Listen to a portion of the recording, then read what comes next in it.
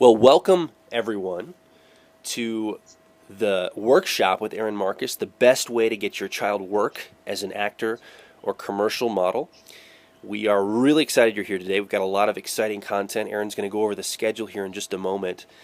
Before we do, I wanted to go over some housekeeping issues with you. If you have something that's going to distract you today, because we're going to go over a lot of information and a lot of in-depth training, we want to minimize as many distractions as possible. So if you've got cell phones or the TV on in the background or anything that could beep or ding or cause a distraction, just go ahead and turn that to the off position and really focus in on today and learning what we're going to learn, because it's some really good content. Also, if you have questions, there are two different ways to ask questions. We're going to have question and answer session at the end, a question and answer segment at the end of each session. And in order to ask a question, there's two ways to do that. You can talk live on the air and ask Aaron a question by using the little hand icon on your GoToWebinar control panel. You just click that little hand. It'll raise your hand. It'll designate that you want to ask a question on the air. I'll unmute your line, and then you can ask a question to Aaron live. Or if you'd like to type in your question, there's a little area there. You can type in a text-based question, and Aaron can answer that. I can read it to Aaron, and he can answer it also live on the air. Feel free to raise your hand or to type a question any time. We'll probably wait till near the end of the session, at least for this first session, to do questions, but the other sessions will have some question and answer in the midst of them. And before we get any further, let me go ahead and introduce Aaron Marcus. Aaron Marcus has been a full-time actor and commercial model since 1986.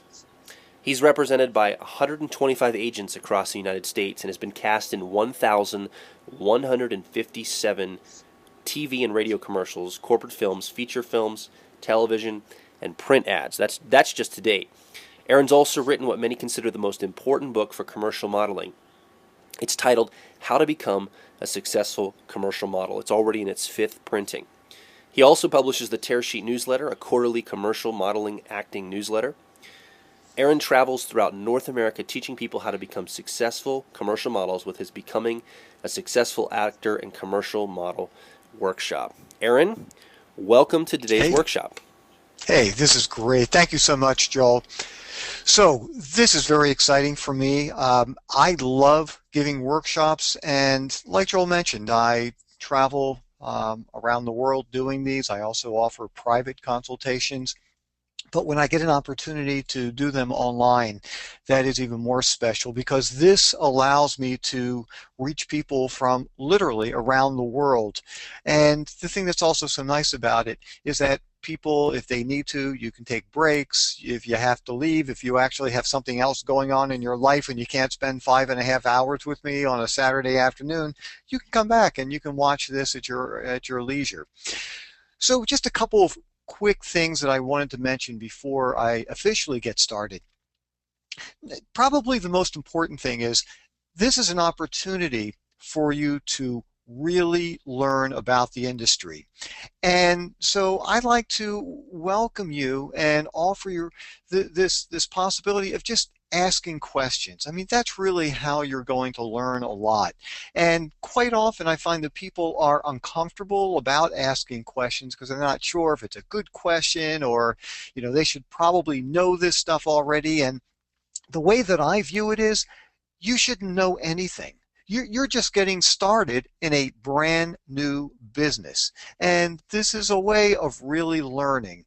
So if you have a question, please, you can raise your hand or call it in, ask away. If it's something that's off topic, I really don't mind jumping around. If it's something I'm going to be discussing in greater detail later, I might give you the short answer and then continue. Or if it's something that sounds more private, that I don't think everybody else will benefit from, then I'll just say, I'll tell you what, maybe during a break after the workshop, be more than happy to talk with you more about it. And I guess also, another key thing for you to understand is there are no guarantees in this industry. And anybody who tries to sell you, promises you're going to get work, it's a little tough to believe. What I can promise you is this, that you are going to learn everything that you need to know to get started, make contacts, try getting work out there even on your own. And I think that you will be able to give yourself your best opportunity to have success in this industry. And the other thing that's so great about this workshop is that I will save you years and years and years of guesswork and trial and error. And this will really give you your best opportunity to have success. So let me get going here. And as you can see, this is the title of the workshop. And let me show you what we're going to be doing today.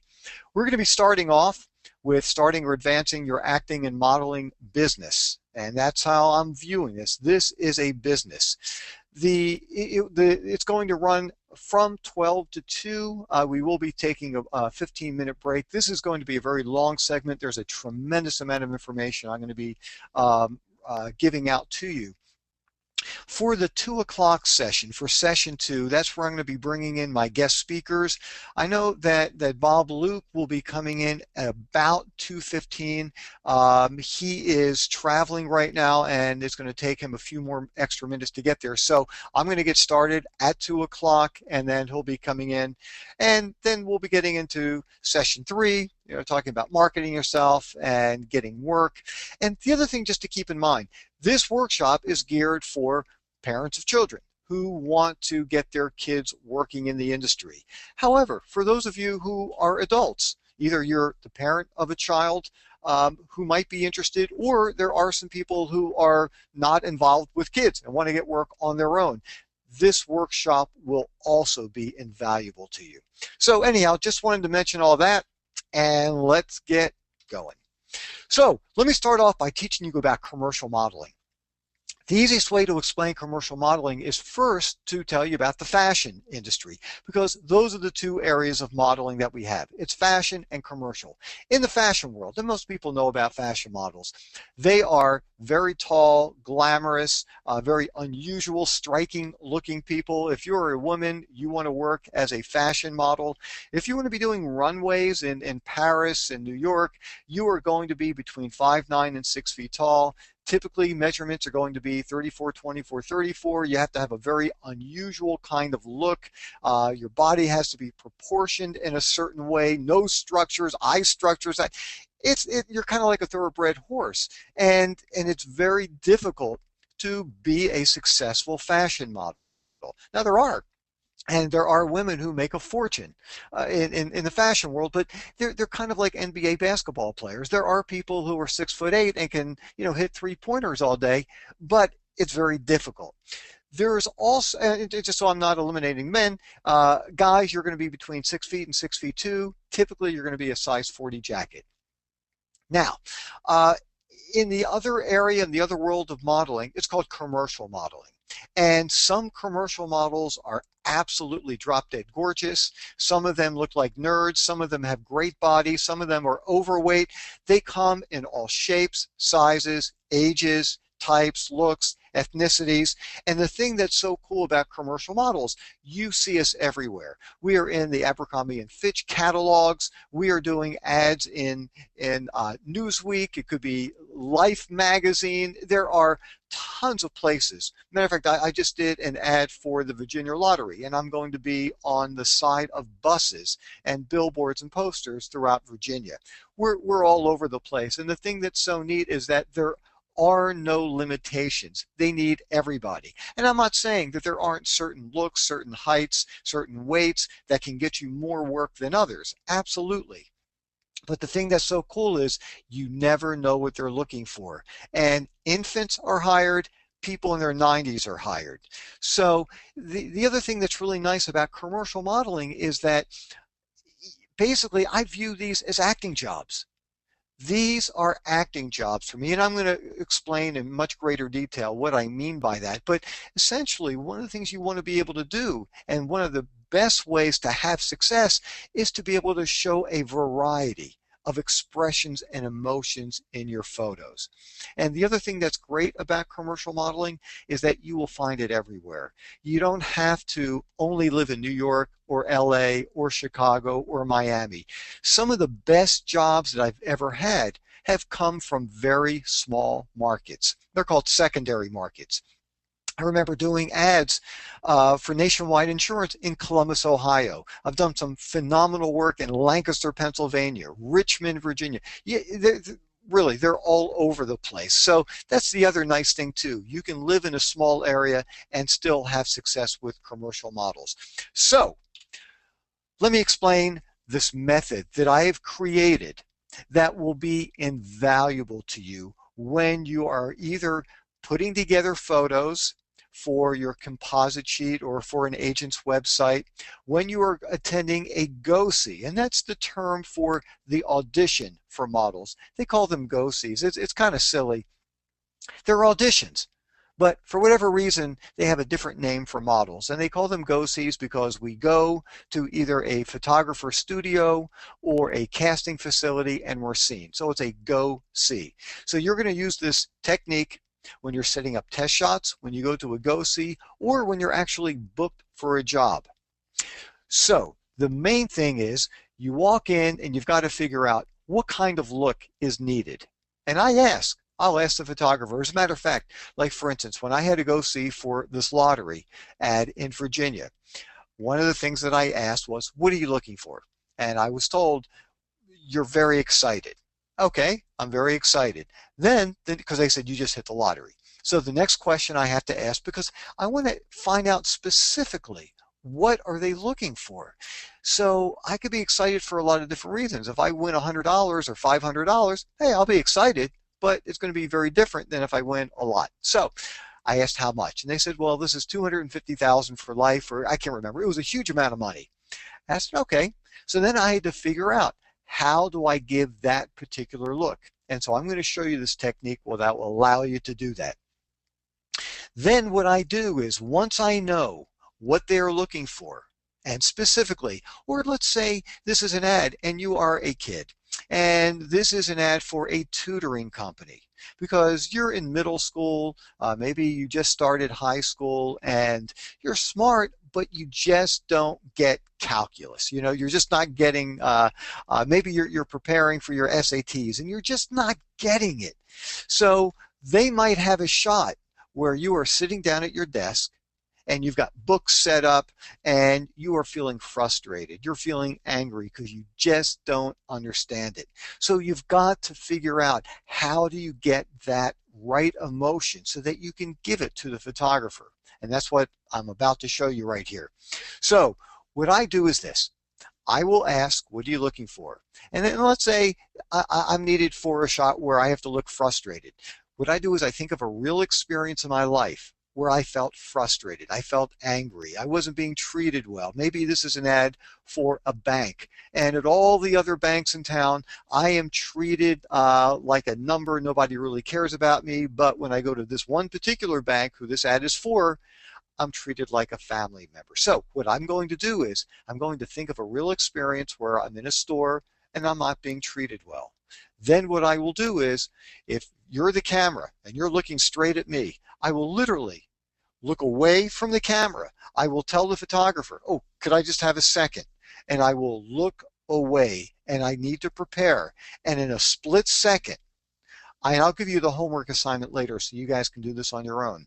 I will say one word, maybe two words, maybe I'll just make a sound that will allow me to relive that experience where I wasn't being treated well in a store. And I'll say it down here, then I'll look up to the camera with that expression. So let me give you a real life situation. To make a very long story short, when my kids were younger, I used to buy them snow globes. And I used to buy them at the airports, and it has the, the name of the state that I'm in. And the cashier, I'm sitting in line, the cashier is talking on the phone, and I just assumed she was taking care of business. So when I'm doing this shot for a bank, and I have to show frustration, one of the things that I always do is I like to start off small. I want to make a very small emotion and then start bringing those emotions up. I want to give the photographer tons of possibilities, tons of choices. Because ultimately they're not sure which one they're going to go with. So I'm going to give them a lot of varieties. So I'm going to look away and I'm going to say, once again, I'm thinking about that experience where I'm standing in line, the cashier's not taking care of me, and it might be, All right, hey, I'm ready. Boom, there's the shot. Now, I didn't feel that frustrated. I'm sure I didn't look that frustrated. Now I'm going to build it up. I am looking away from the camera. I'm still standing in line. That's what I'm thinking of. And now I'm getting more frustrated. Now, what might be a 2 or 3 hour photo shoot, I'm going to do in about 15 seconds here. Now my look might be, come on. Now, that felt very different to me. Now, let me build it up some more. I'm still standing in line and I'm getting more aggravated. Come on. Now, for the very last shot of the day, I just found out that the cashier is actually, she's talking to a friend of hers. They're setting up a date for what they're going to be doing later that evening. Here, I thought she was having problems with the cash register or something, and I might just scream because I'm so angry. And, well, let me move the microphone just a little bit so I don't blow your ears out. And so the very last shot might be, come on! Now, that's a very different look. Now, whether the shot is frustration, whether you just got accepted into a college, whether your parents just gave you a bicycle and it's for a bike store and you are so excited, it doesn't make any difference what the product is. You want to find out what is the emotion that they need and then give it to them and give them many layers of those emotions. That is how you create photos that jump off the page, that show incredible life. Photographers don't want to just hire models. It's not a matter of who's just the prettiest, who has the best look here. It's somebody who has some life activity going on in their brain and it shoots out of your eyes. That's what grabs the attention of industry professionals. And you're going to use a very similar technique with headshots as well. You might not necessarily look away and bring the look back up.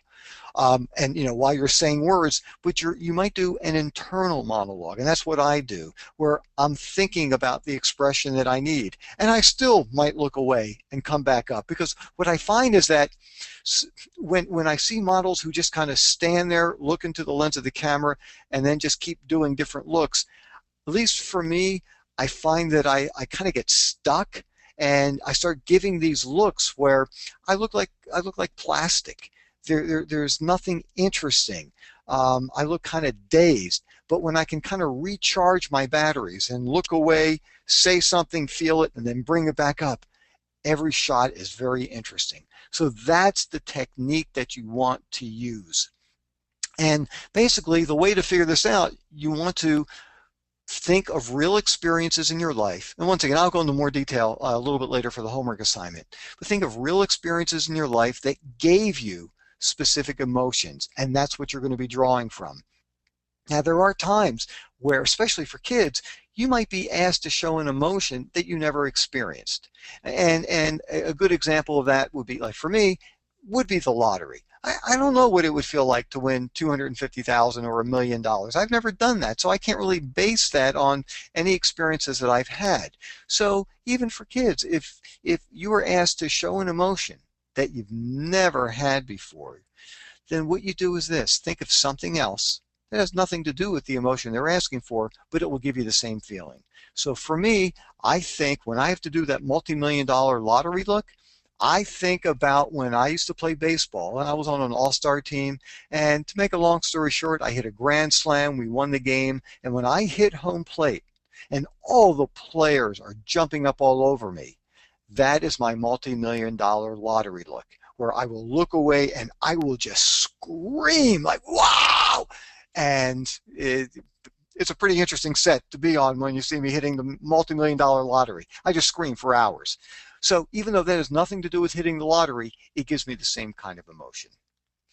Okay, let me show you some examples. Actually, there are quite a few where I'm using this technique. Now, these are ads that I've done, but one of the things that you'll see is that they're very different expressions in many of these shots. And once again, that's because I'll ask the photographer what he's looking for or what she's looking for, what they need.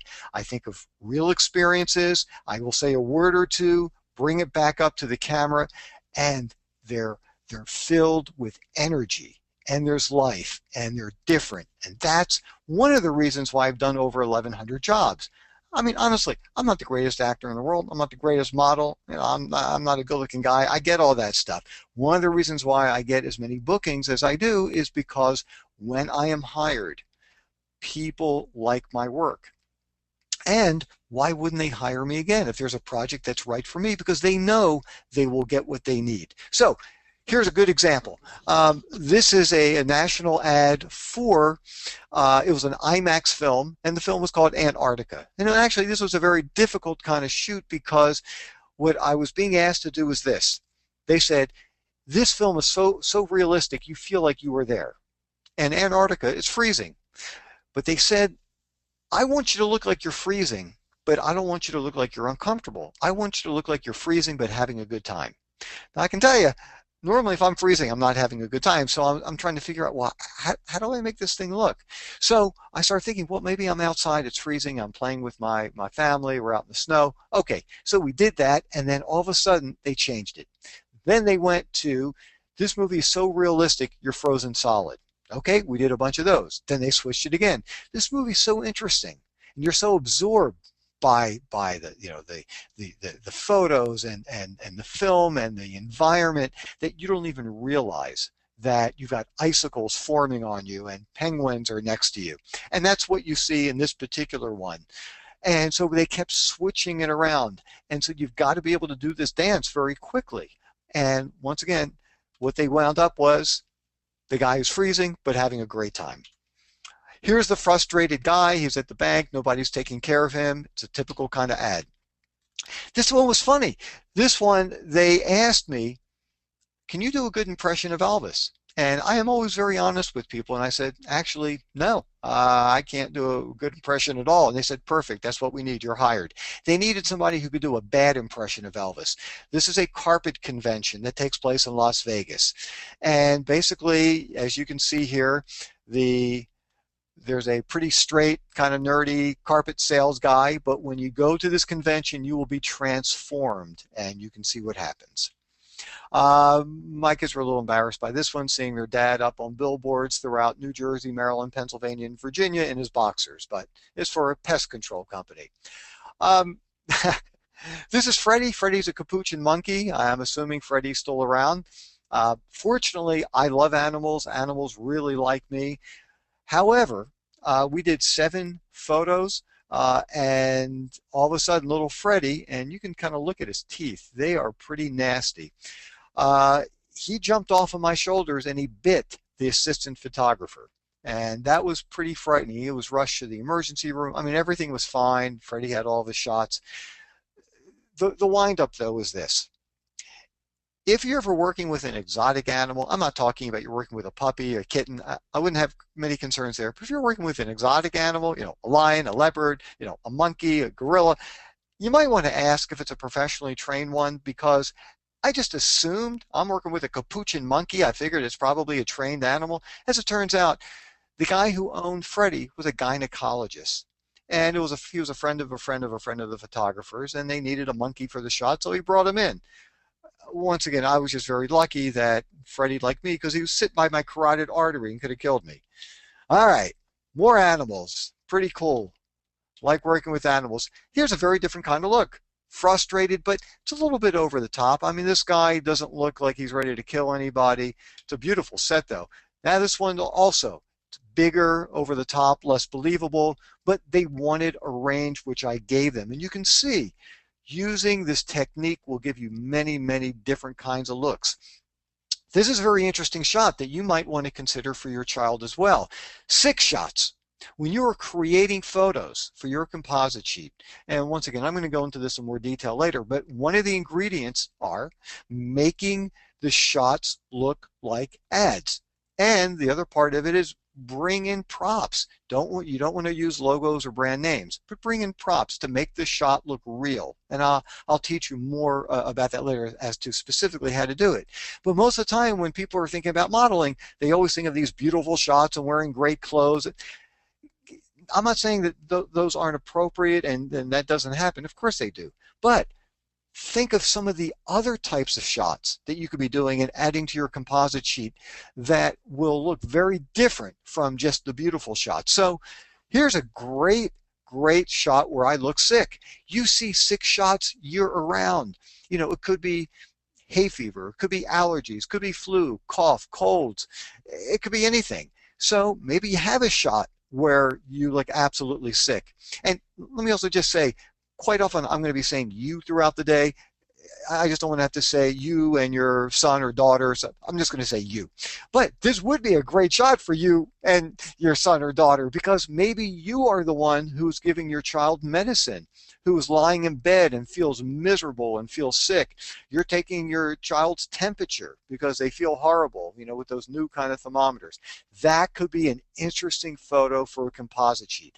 And one of the things that's neat is that when you can show a variety of different expressions and emotions on your card, it allows the photographers and the people from the advertising agencies, the art and creative directors, who I'll tell you about later, it allows them to see that you've got a wide range and that you can do many things. So even if the specific look that they need is not on your card, if they see that you can do many, many different kinds of looks, that gives you a greater chance of getting booked for a job. More sickness. All right, more sickness. I'm really sick here. This is interesting.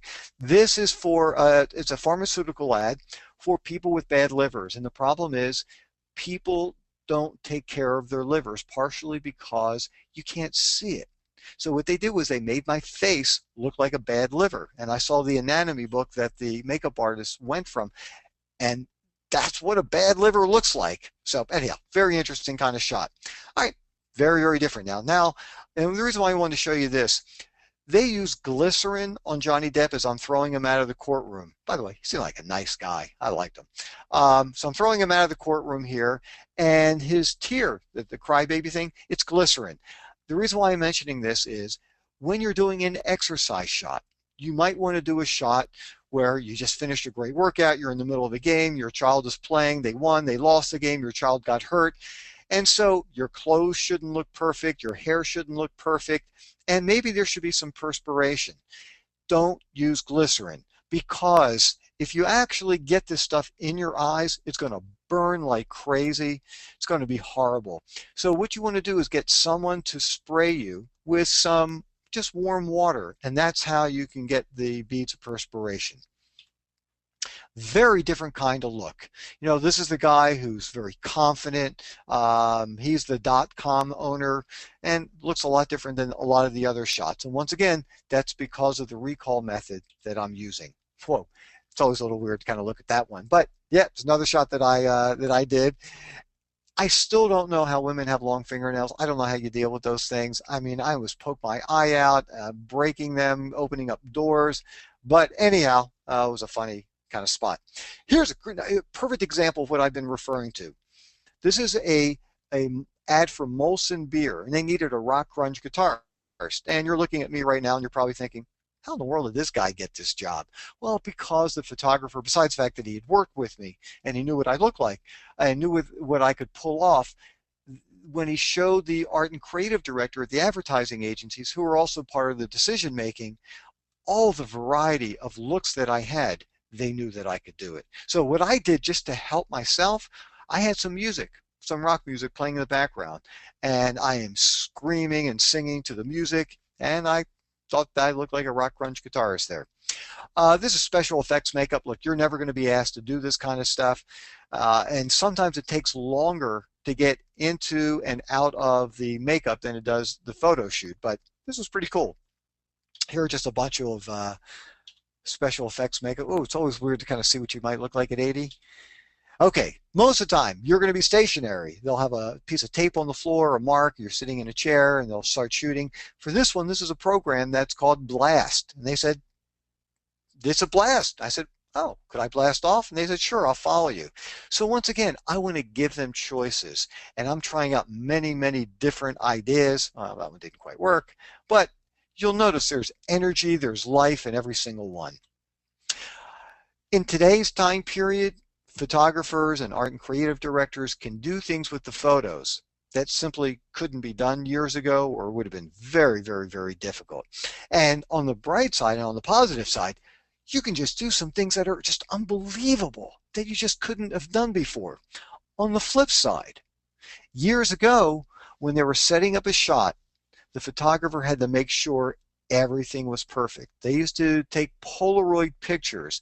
And for those of you who are not that familiar with Polaroids, basically it's a Polaroid camera. The photo comes out in like, I don't know, a minute and a half, you can actually see it. So they would have to make sure that everything on the desk was perfect, that everything, your clothing looked absolutely right, because to try to make changes later would be very, very difficult and expensive. But now what you hear is, don't worry, we'll fix it later. So because of that, even though the shots can be unbelievable, typically the photo sessions don't last as long because they can just fix this stuff later. But this is an interesting kind of shot. That was pretty cool. Don't try this at home. That was fun. That's pretty cool. And now, once again, very different kinds of look. This is an ad for Disney World. And the whole concept of this ad is, and actually you might have seen this, this was a national ad campaign. Now that your kids are older, let them stay at home and come back to Disney World as an adult and be a kid again. I think that was the tagline, be a kid again. So here we are on the teacups, and I am just screaming because I'm having a great time. And actually, that particular ad got me a few bookings, because I'll never forget that the art and creative director walked over to me during the shoot and said, hey, I love that shot where you're screaming. And so once again, it just shows people that you can do different types of things, and it's not all a matter of just like pouting and kind of staring into the lens of the camera. I do a good nerd. Very proud of that. More screaming. This is frustration. Energy is cut off. And for whatever reason, they went with over-the-top kind of silly. I was also showing lots of real anger and depressed and stuff, but this is what they liked. This was pretty funny. I like this one. The only complaint that I have is that one of the neatest shots is the pigeon on top of my head. But with all this stuff in the background, it's kind of gets lost a little. But it was fun. So here I am. I get hired working in New York for the Wall Street Journal, and I'm thinking, hey, that's pretty cool.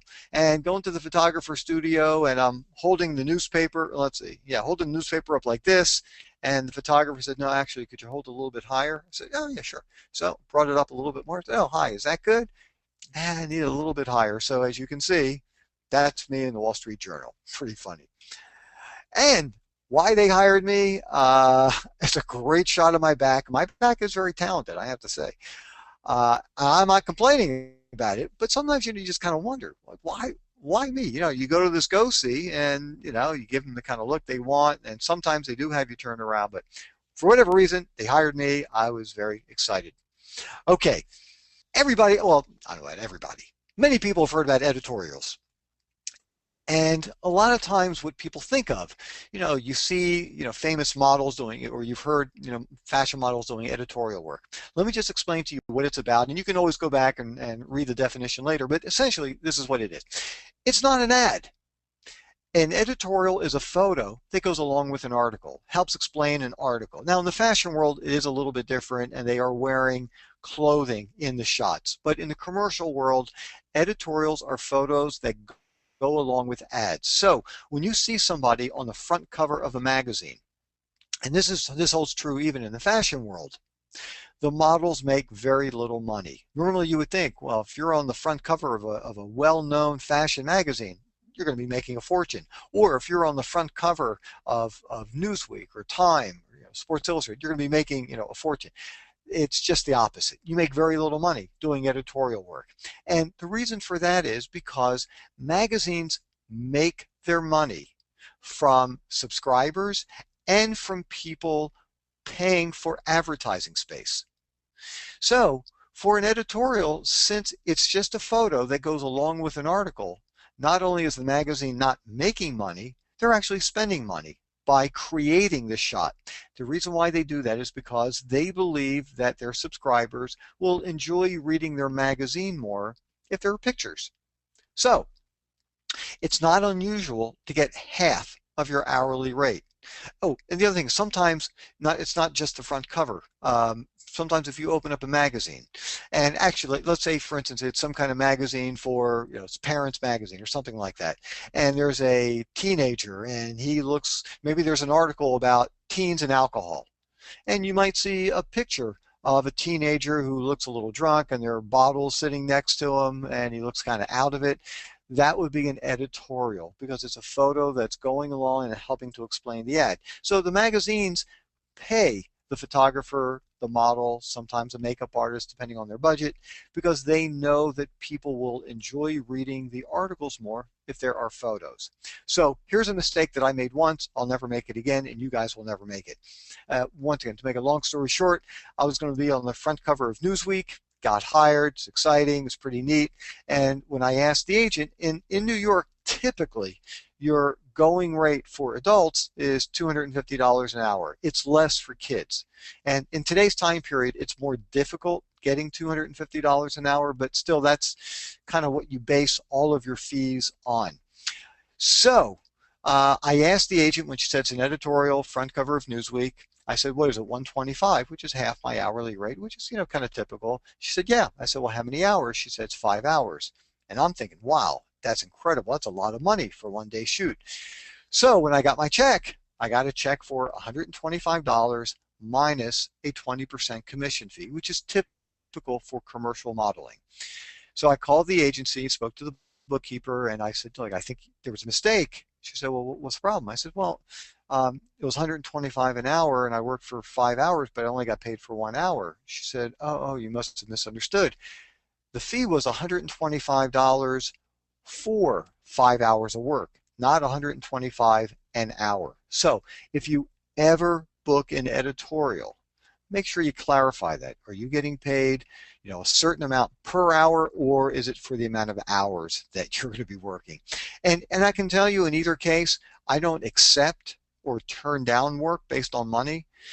There are other reasons why I might turn a job down, but not for financial reasons. Look, I'm not going to fly across the country and lose $300 for a job, but some of the best jobs I've ever had, I might have broke even on, maybe made very little money on, and that's fine with me because, and especially when you're first getting started, I used to do shots free. I didn't care. I just wanted to get the material so I could create a great composite sheet and have a strong portfolio and get the experience. But, even today's time period, I like to work. And I never know how important a photo might be for me. And so even if there's a job where I'm making very little money, but it's a great shot, that shot might get me a lot more work in the future. Or, this will give me an opportunity to perhaps work with a new photographer, a new advertising agency, and I'm assuming they're going to really like what I do, in which case, why wouldn't they hire me again for another project? So the important thing is, at least my advice, don't worry about the money. Do the job, get the experience, get the materials. Now, there are times where you might want to turn a job down.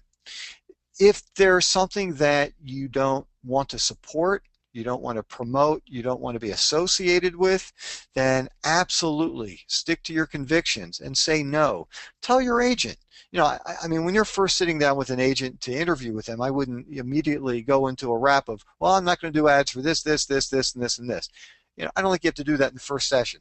But, if you get a phone call about a go-see, or if it's an acting job, an audition, or it's a booking, it's a direct booking, and it's for, like, for instance, I know some actors and models who will not do any ads for furs, could be for meat products, for cigarettes. Now, your age will play a factor in that as well. Alcohol. I know some people that won't do lottery ads. It's against their beliefs, and because it's gambling, and that's fine. Whatever is important to you, just tell your agent up front. Don't go to a go-see.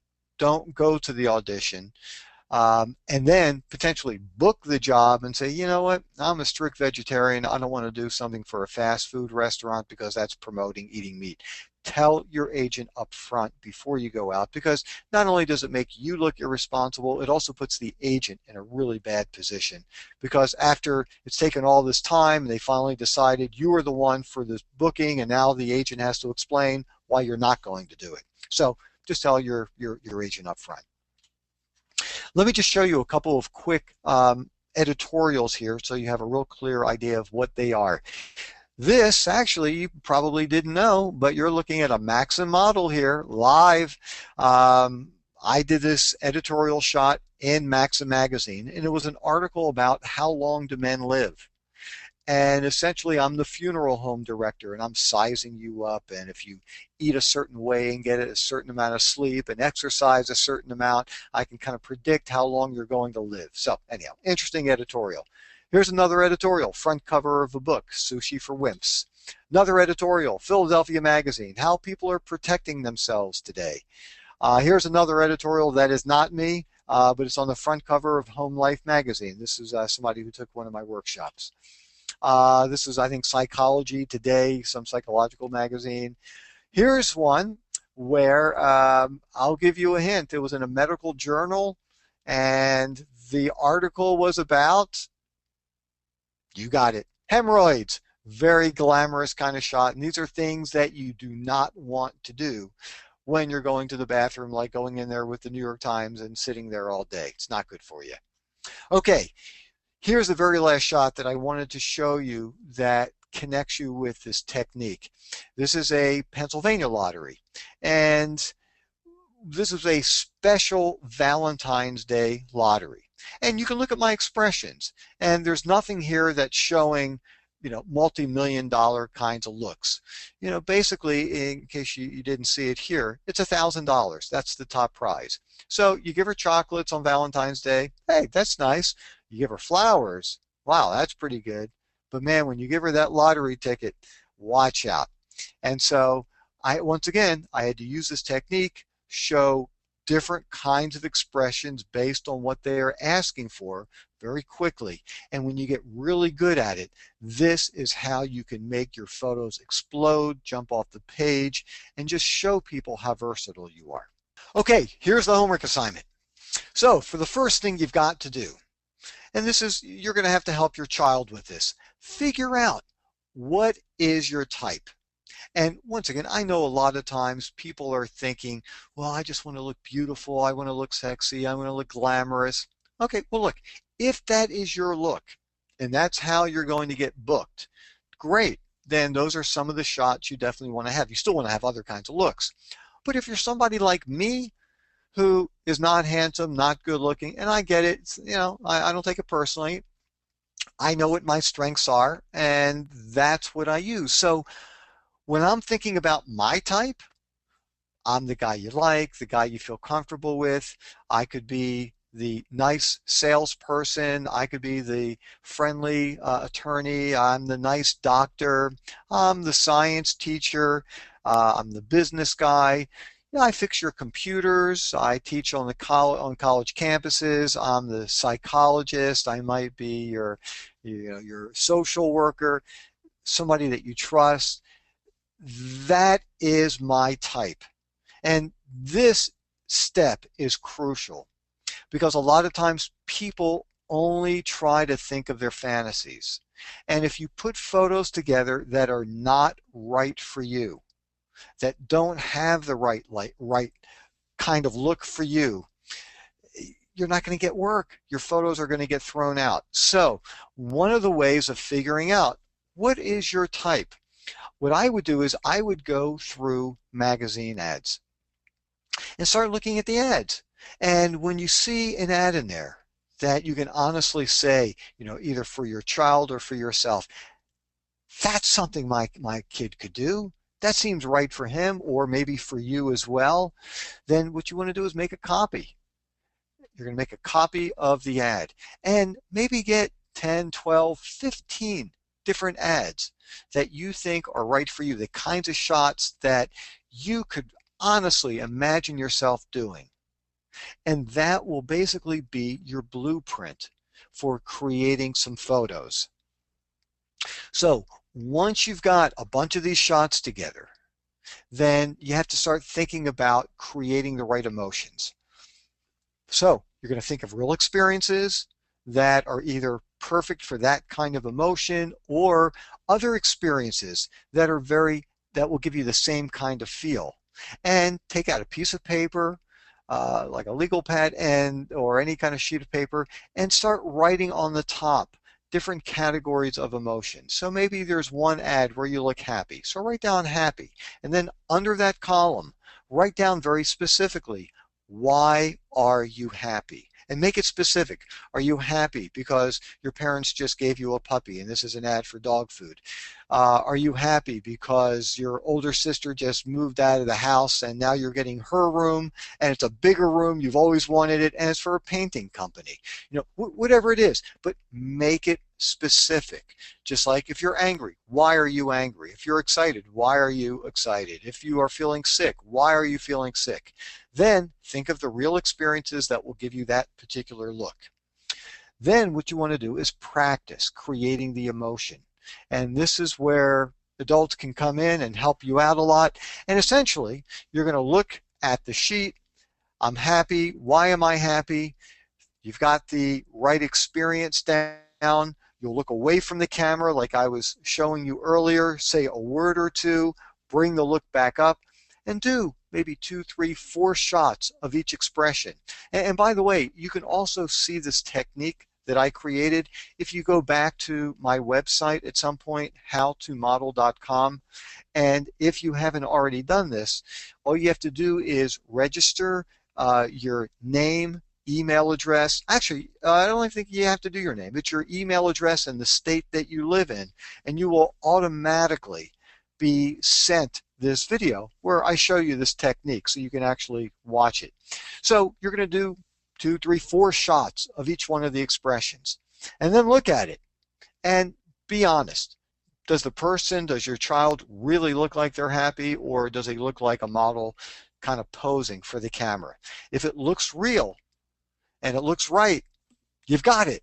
And every time you're at a go-see, you're doing test shots, you're actually doing an ad, think of those keywords or that sound and just show it. If it's something that doesn't quite look right to you and you're not quite believing it and it looks a little fake, then you have to maybe tweak it a little bit and think of a different kind of experience. After that, you're going to find a photographer, and I'm going to talk more about how to find them later, but essentially you need to get these things shot. And so there are ways that you can either hire a professional photographer, or you can also try getting them taken free, and I'll tell you about those later. Then the next step is I would suggest creating a sample composite sheet.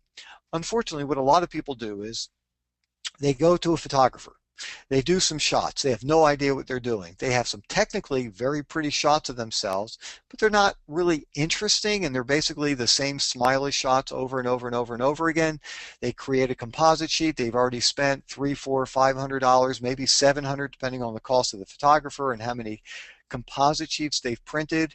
They take them to agents, and the agent might say, hey, I like your look very much, but these photos just aren't selling you. In which case, you got to throw them all away and start all over again. So my suggestion is, before you sink any more money into it, create a mock or a sample composite sheet. So take maybe 4 photos that you've done with a photographer, whether it's some of the free shots or a professional photographer, and then print them out on just a regular sheet of paper. And if you want to go to a local, printing place and scan them in to make them look nice, you can do that. And you'll spend, what, $1.50, $2, and have your name, contact information. You can put your statistics on there so people know what your height, and weight are. But I'll talk more about the statistics later. And then that's what I would take to some of the agents, because that way, if they say, "Hey, I love these photos, but you need some composite sheets," that's great. Okay, so then you go out and print some comp cards. And if you're wondering, well, where do you go out and get them printed? There are many ways that you can do it. If you happen to be at a school and they can do that for you, that's one way. If you're doing this on your own, there are a couple directories that I sell, and in one of the directories, it's the Industry Information Directory, and I list 16 different printing companies. And what you can do is check out their websites and look at their prices, look at their style. I would ask for samples to be mailed to you just to make sure you're liking what you're seeing, and then you can make an intelligent decision as to which company to go with. So anyhow, I would do the sample composite sheet. Let me show you some samples that I got from magazines. And once again, let the professionals show you how to create these shots. Now, certainly you're not necessarily going to style the shot and make it look as good as all this, but it will give you a very clear idea of how to put together some of these photos. But remember, make the shots look like ads. You should be able to look at the shot and immediately say, oh, this could be an ad for this product, or this product. Now keep in mind that when you look through ads in magazines, sometimes the reason why it looks like a great ad is because they've got copy, words, or headlines that helps explain it. So what you are going to be doing is creating a shot that looks like an ad that has no words in it. Now, it just so happens, this has words. It's a real kind of ad. But even if you didn't have all this or any of the copy in here, what a neat shot that is. That kid looks great, and that could be an ad for, sounds like Valentine's Day, or it could be for some kind of, for Hallmark cards or something like that. Very sweet kind of shot. Here's another example. Once again, forget that you've got all of this in here and all the copy. Let's just say the shot was really just like this. This is a great idea. Now, personally, I really don't believe her in this ad. To me, I want to see somebody who really looks frustrated, somebody who looks angry. You just got a flat tire. That could be a shot with you as the adult. It could be a shot with your child, and you're concerned because your child's in the car and you're stuck someplace, and it's an ad for, some kind of road service.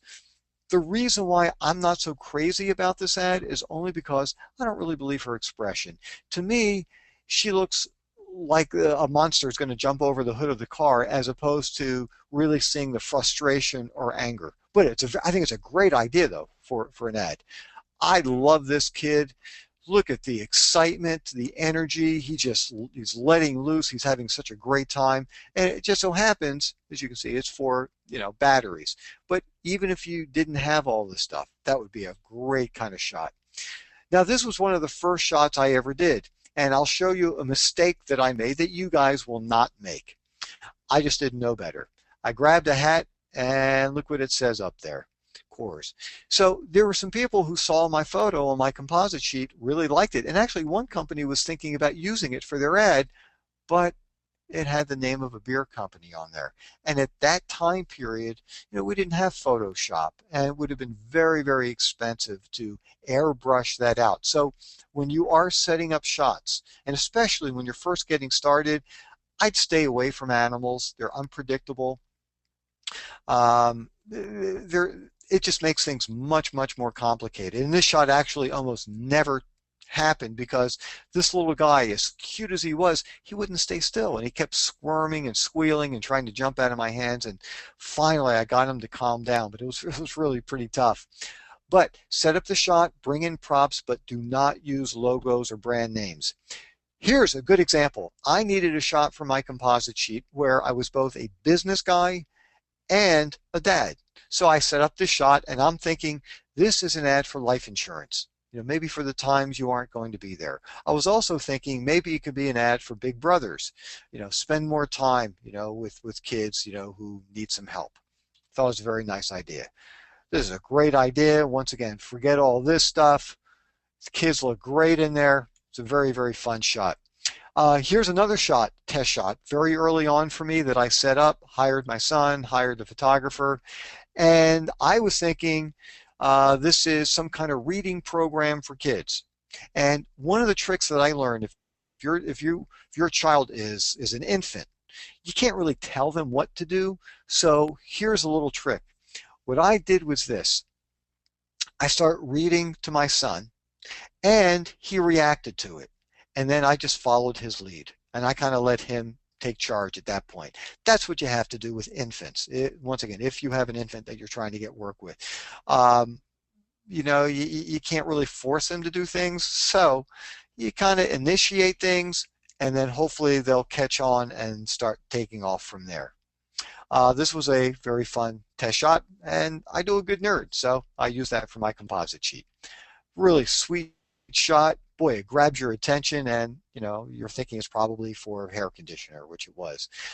One of the reasons why I love this one is you'll notice her hair's out of place. There's a little perspiration, And I mean, it just so happens it is for orange juice, but it also shows she's got really good hands.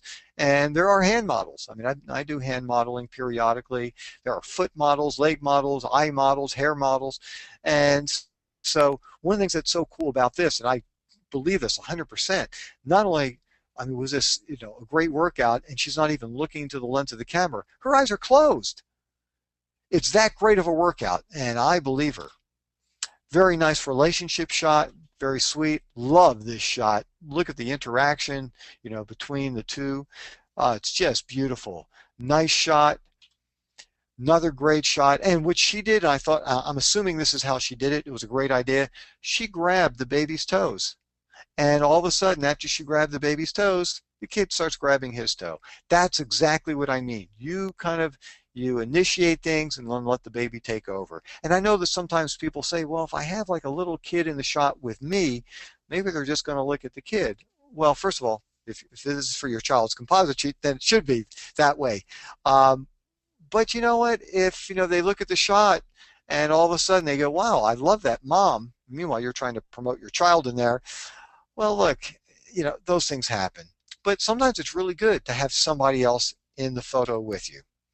Just a very nice shot. This was an ad, but she was able to send me one of the outtakes, so you don't see the logos, the copy, and stuff like that. But if I were a photographer and I needed somebody who worked in a grocery store, I'd buy her. It makes sense to me. And if you're going to be doing an exercise shot, and it's outdoors, you're playing soccer, have some dirt, like I was saying before, your clothing shouldn't look perfect. Okay, so for the homework tips, besides going to libraries and looking at tons of magazines, also go to bookstores, because you'll find even wider varieties if you go to a major bookstore, and you will get a chance just to see lots and lots and lots of different ads. But also you've got to keep in mind about the location. Do you have access to the area where you need this shot done?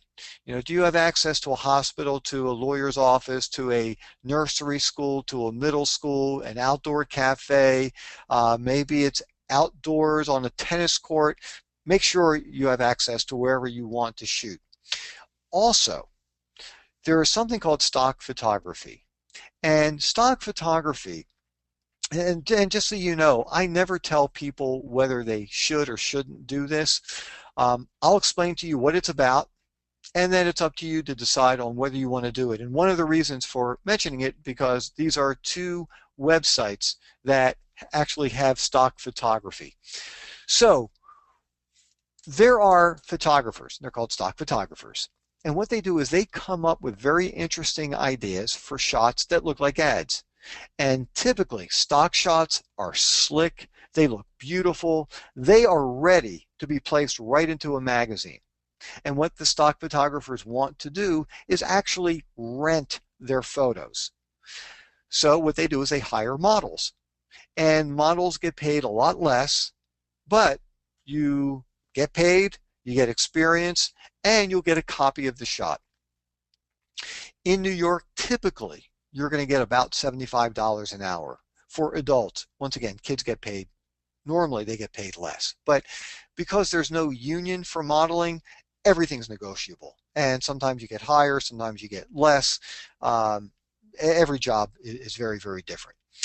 So a stock shot will be a pretty generic photo that could potentially be rented to many different companies for many different types of ads. So maybe you'll see two business people sitting at a desk shaking hands, and that could be an ad for a lot of different things. Maybe it's a mom taking care of a baby.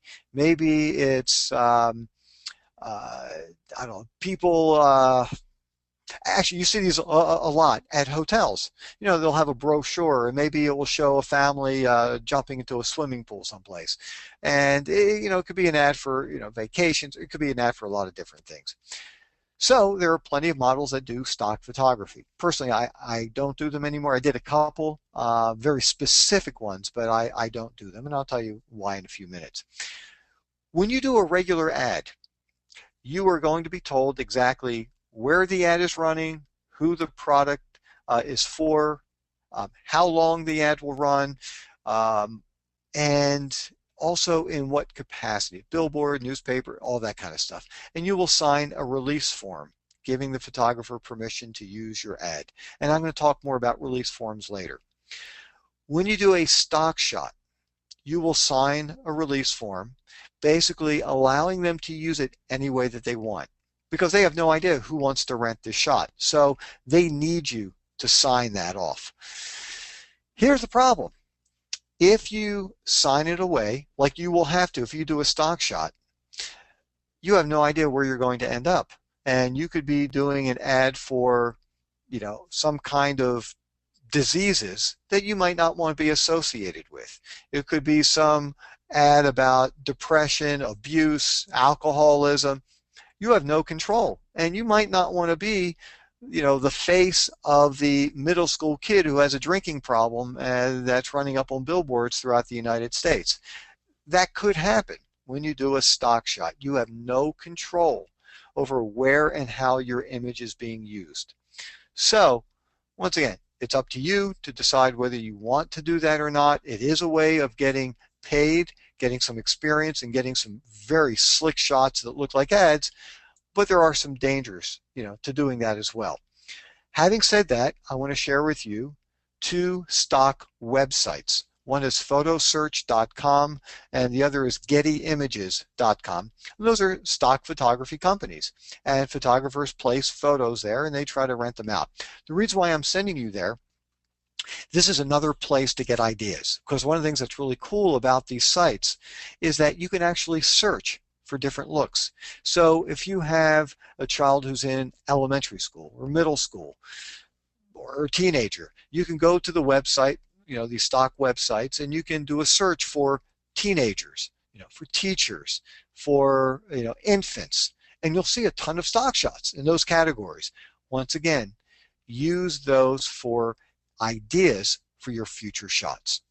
All right, composite sheets. Like I was saying before, make your photos look like ads. That's one of the tricks, so that when somebody looks at it, they immediately think, oh, it can be an ad for a number of different products. And like I said before, also show a variety of expressions and emotions.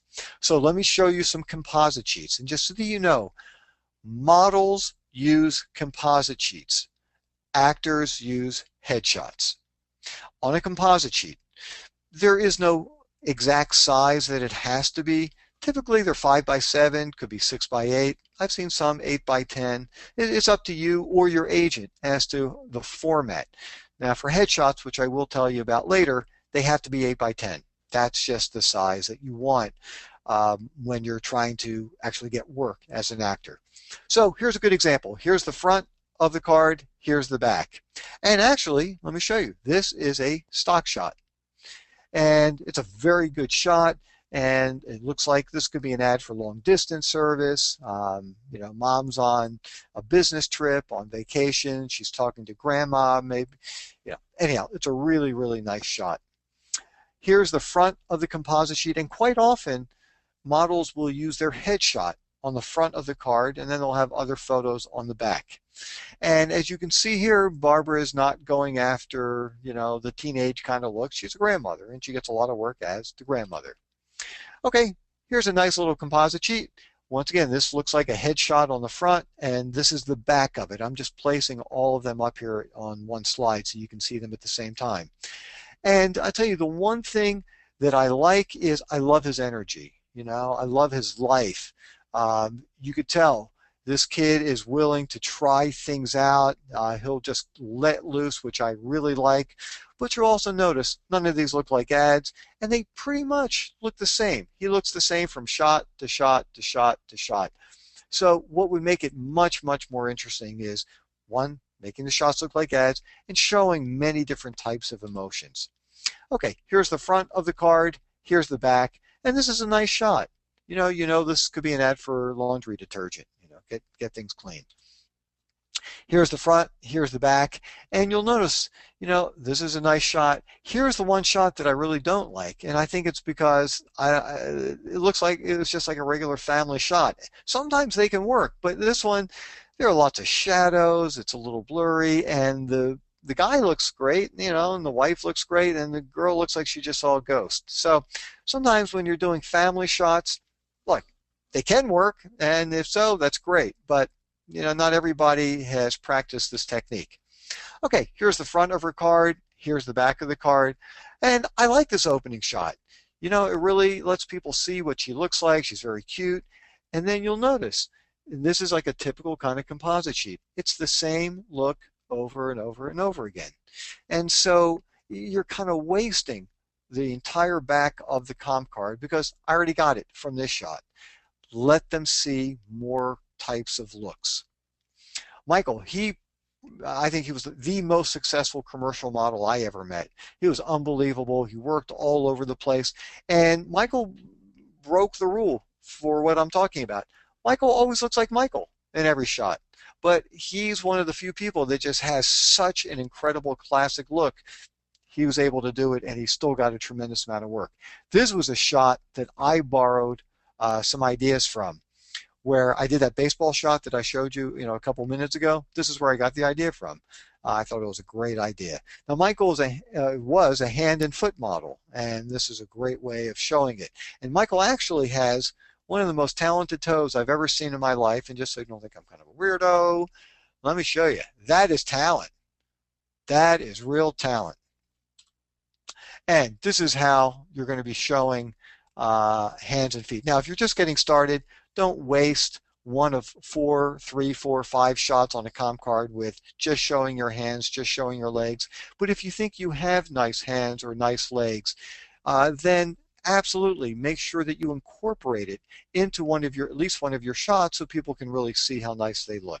And on the card itself, on your comp card itself, you will have good hands, good legs, so that people can see that as well.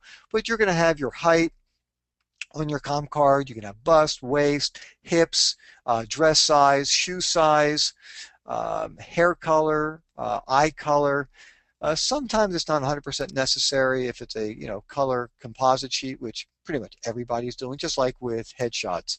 But it's helpful to have that, or any special skills that you have, or if you're in a union, so that way, even though you're doing commercial modeling, if you're being considered for a TV commercial, they know, are you in the union, are you not in the union? And also, if they have to pick clothing for you and get wardrobe for the shoot, they know what sizes you are. But here's the shot that I wanted to show you. This is a great shot. She's a teacher, or she's tutoring a kid. Very, very nice shot, and that's something that maybe you all could consider doing with your child. Once again, you have to have access to a school, or just make it look like you are a real tutor. Okay, here's the front of the card. This is the middle, and this is the back. And I like this opening shot very much. It's a very, very nice shot. He looks like the CEO of a corporation, maybe a life insurance company. But then you'll notice, look what he does. He's smiling straight into the lens of the camera, smiling straight into the lens of the camera, smiling straight into the lens of the camera. It's the same thing over and over and over and over again. So you want to show many different looks. For this one, here's my main complaint. I mean, the guy's he's got a good commercial look. The problem is, there's nothing believable here. I'd buy this guy as a doctor, but not when he's sitting there with a baby on the street corner, downtown.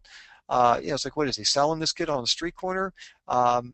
There's no emotion. He just kind of got this blank look.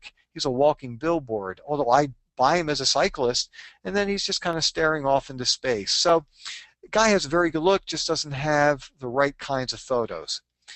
Here's the front of the card, and here's the back. Very nice card. I'd like to separate these a little bit more so that they are blocked out. But, he's the doctor, nice relationship, vacation, business guy, he's athletic. Very, very nice card. And this breaks the rules of what I've been telling you about as well. Here, none of these look like ads, but boy, he looks great in every shot, and he does look different, even though none of them look like ads. This is a very, very nice card for him. So, that's something else to consider. If for some reason you can't set it up where they look like ads, at least make sure that there are different looks for each one. Okay, so for commercial headshots, and I know starting to run a little bit out of time here, but essentially what you want to be doing is, and this is what actors use, is capture the personality that you want to present to the world. And so once again, I explained to you how I know that I'm getting booked as the regular guy, the guy you trust, somebody who's successful, somebody who's intelligent. Might not necessarily be true, but that's the impression that I give to people. And so that's what I have on my headshot. So let me show you some headshots. This is a very nice headshot, and there is a technique that some photographers use. I don't get it. It's not right, it's not wrong. I just don't get it, and I'm not crazy about it, but it is done by a lot of really good photographers, and that is they chop off heads. And I mean, I'm assuming this kid does have the top of his head there, but personally, I'd like to see it. But anyhow, that's just the way that a lot of people shoot things. The one complaint that I do have is he's a kid. It's like, what's he doing with a tie on? And it's like unloosened. You know, was he part of the Rat Pack or something? I want to see this kid really look more, dressed as a kid. But it's a very nice headshot of him. And this is a nice headshot. Once again, I realize the hair of this is like, that's just the way, people look, of kind of like sticking it up a little bit. But I like the expression, I like the warmth, I like the friendliness. I'll tell you, the one change that I would suggest, though, is the collar. And I'll show you in a second why that is. What you will find is when you see headshots where there's a V that's actually formed in the shirt, it forces your eyes to look up into your face. Look at that. See this little V here? And man, you just jump right into that kid's face. And that's a very nice headshot for him. The only thing that I would change, I probably wouldn't have had something that's got the logo on it.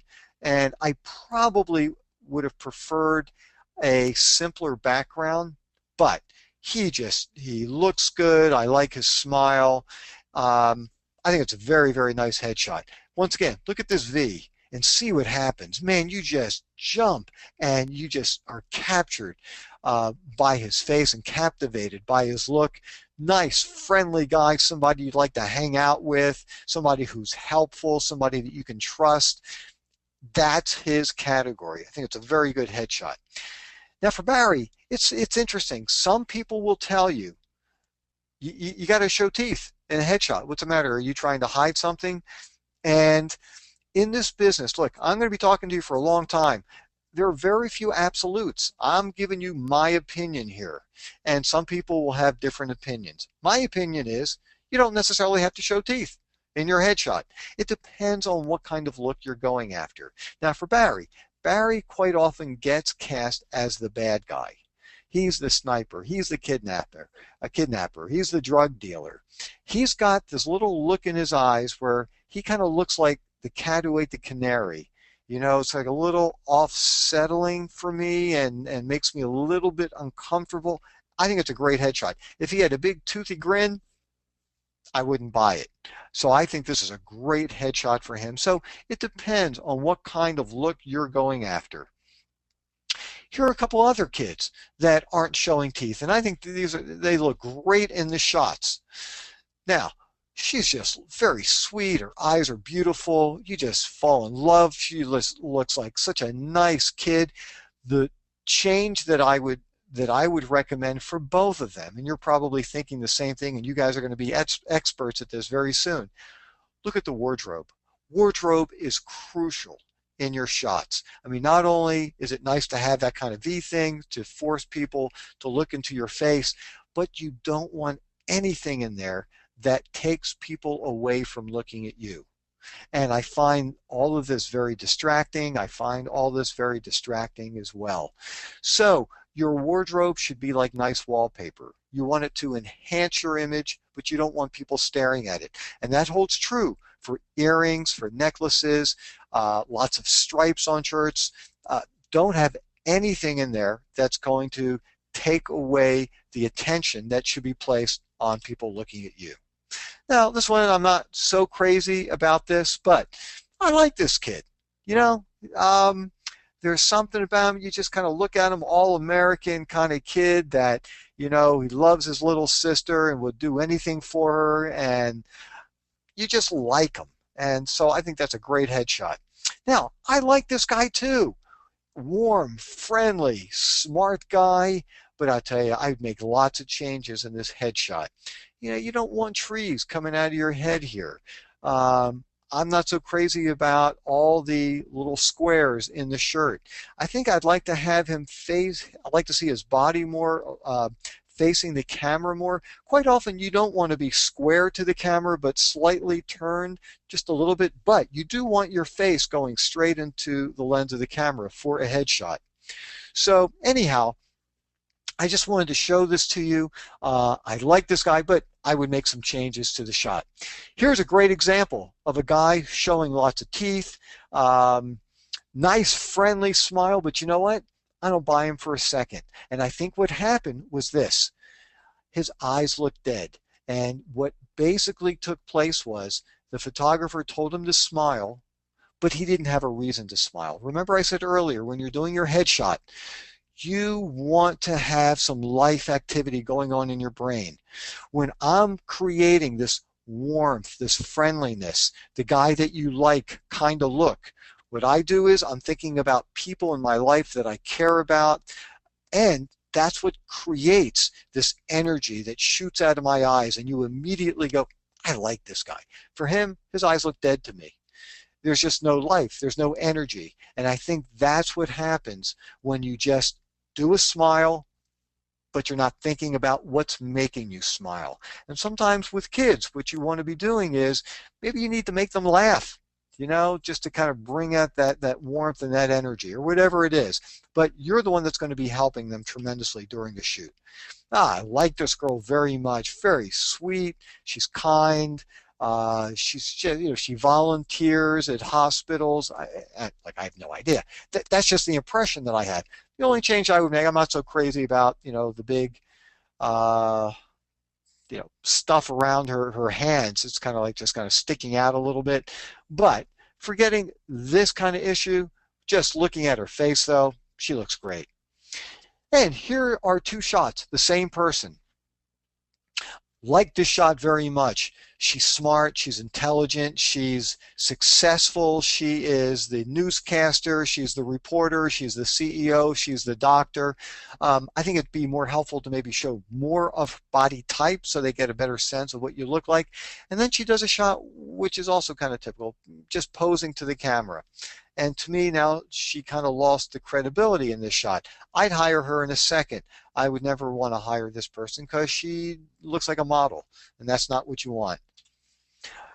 Now, for both of these, two different guys, and they both have good looks. I mean, I like this guy's look. There's something interesting in his eyes. I don't know what he's thinking, but there's some life. And once again, look at the V thing, and you're forcing me to look. The only thing that I would do differently, I like to see him straighten his head out. There's just something there that, I don't know, it's like a little bit off-putting for me. I want to see him look more straight into the lens of the camera. And when you see it with this guy, man, that is powerful. They're both good-looking guys. But that one straight into the camera, and you'll notice his left shoulder is a little bit closer to the camera, which I was just talking about before, which I think makes it very powerful. It broadens him out a little bit, and man, he's saying a lot in his eyes without smiling, without showing teeth. Okay, we've got a few more, and then we're going to be taking a break. Here is a great example. This is actually an old ad that I did. And I had a very straight looking headshot, and I did this ad, and I decided, you know what? I want to start trying to get quirkier roles, kind of like offbeat kinds of roles. So I turned this into a headshot, and that's exactly what started happening. And it was great. And then I started finding I was only being considered for these kind of quirky ads. So I found somebody's headshot. I loved it. Used it as an example. I showed it to the photographer. The photographer said, yeah, I can get you the same kind of lighting, the same kind of look. I wore the same wardrobe as the headshot that I was borrowing as an example of what I wanted my face to look like, and did the shot, showed it to some agents, and they both said the same thing. You look dead. There's no life, there's no energy. And they're right. I did exactly what I wanted to do, but look, there's just nothing going on there. So I had to regroup, figure out, okay, what do I do? Put together a new kind of shot. I'm outside, and now there's some life. I went from quirkiness to death. Now I'm kind of like in the middle, which is exactly what I wanted. I was very happy with this. The guy you like, you feel comfortable with, showed it to a couple of agents, and they both said, love that stonework, which is exactly what they were looking at. So I couldn't use it. I want people to look at me. So I saw this guy's headshot, and I went, now that's interesting for me. So I borrowed his ideas and set that up. Now, if you're anything like me, you are going to see photos, or when you're looking at photos, you're going to see things in your photos or your child's photos. They're going to make you crazy. You're going to stare at, obsess over, that nobody else even notices. And that's what happened with me on this one. Now, I knew I was going to use it because I thought it's a good headshot. I did have some complaints. I felt like I blended into the background a little too much. I wish I had a lighter background. And I kind of thought I looked like I was in my first trimester here. But besides that, and nobody else noticed that, but I did. Still, I thought it looked good, and I started using it. This took me, I don't know, like 6 months, 3 different sessions, 6 months, and I had already had a lot of experience by this point. Still, I don't like doing headshots. They're hard. If you hire me and you tell me what you need, that's easy. I can do it. But when you have to do it for yourself, sometimes that can be really, really tough. So, the trick is, if you set up your headshot and you're not crazy about it, don't kick yourself and don't blame yourself and don't say, I can never do this kind of work.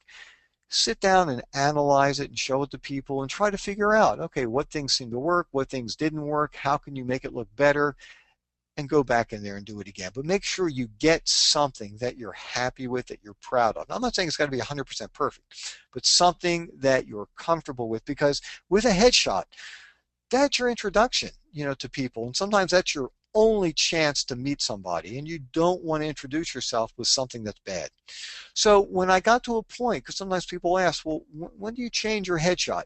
I change my headshot when I feel like I'm just beginning to not look like that person anymore, because it is crucial that you look like your photographs. And that's true for your composite sheet as well as your headshot.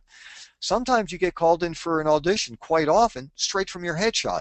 Sometimes you can get booked for a job straight from your headshot and your composite sheet for modeling work as well. So you've got to make sure that you look like your photo. So when I was just beginning to not look like that guy, I put together a new headshot.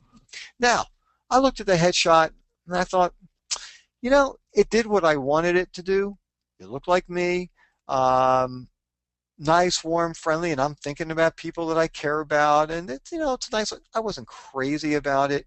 It was okay, and I was about ready to start using it, and then all of a sudden, here I am being flown to Columbus, Ohio, and I do this ad for Nationwide Insurance, and I look at the shot and I went, wow, that's my headshot.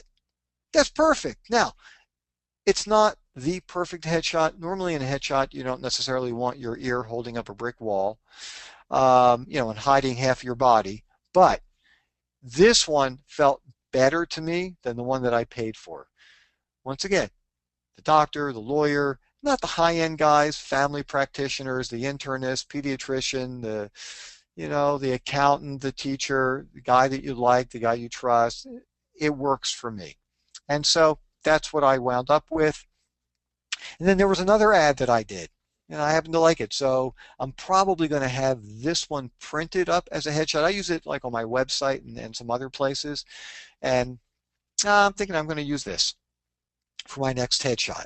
I like it, and looks like me. So those are commercial headshots. Essentially, commercial headshots are photos that are friendly, warm, inviting. You're going to be using those for TV commercials. You can also use them for film and television, depending on the kinds of roles you're going after.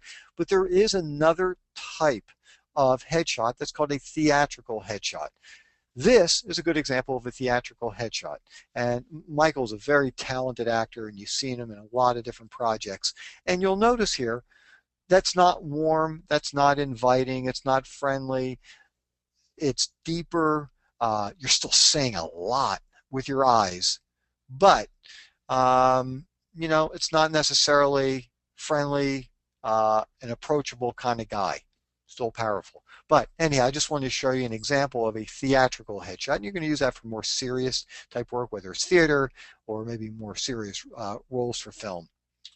Okay, so why don't we do this? If there are any questions, this would be a perfect time to fire away. If not, because we did run longer, what I think we should do is take a break, and we will come back at 2 o'clock, and probably around 10 after 2 is when our first guest will be coming in, Bob Luke. Joel, are there any questions? Or are we There ready were to a take few that break? came in one that I do want to ask you real quick. We only have a few minutes, and then I think the others can be tabled for a little bit later. And I also want to just remind people that since we do have people from all over the world that usually tune in, it's 2 p.m. Eastern Standard Time in the United States is when we're going to have the next session, just so you know. So the question we have here for you, Aaron, just one question real quick pertaining to this. Should my son have a composite sheet and a headshot? Should we get both for him? What would be helpful for me to know is how old the child is. I don't Typically, know. and actually that's something so that's something that I like to also ask Bob and Katrina about. But from everything that I've heard, if you have an infant, if your child is, under 2, maybe even 3, then typically you're not going to be asked to create a professional headshot, only because your child's look is going to change so quickly that by the time you create the photo, reproduce them, create the composite sheet, your child's not going to look like that picture anymore. So typically either the agents or the managers, depending on who you're working with, they need snapshots of what your child looks like today or a couple days ago. And you make sure that your child's name, your name, and contact information is on the back of the card. Okay. Or the back of the photo. So I would say that once your child starts getting to be about 4 or 5 years old, absolutely, you can put together a headshot. So Okay. if you're interested in having him be considered for acting work, TV commercials or film or television, then you want to create a headshot. And if you're interested in trying to get him into commercial modeling work, you want a composite sheet. Now, the way that I got started was I just created a headshot first. Okay. And because that's the simplest thing to do. It's the least expensive way to get started. And actually, I even got a couple of commercial modeling jobs from my headshot. But what I quickly learned is, on a headshot, you've got one photo. And so you'll have a better chance of booking more jobs in the commercial world, the commercial modeling world, if you do have a composite sheet where, once again, you can show a variety of different expressions and emotions. Great answer, Aaron. Thank you so much. So we're going to take a break, and we're going to come back for session 2. Please check your email. When you registered for the webinar series, this workshop today, you got a registration link, and you registered there on that page. We will see everyone at 2 o'clock Eastern Standard Time. Thanks, everybody. See you in a little bit. Sounds great.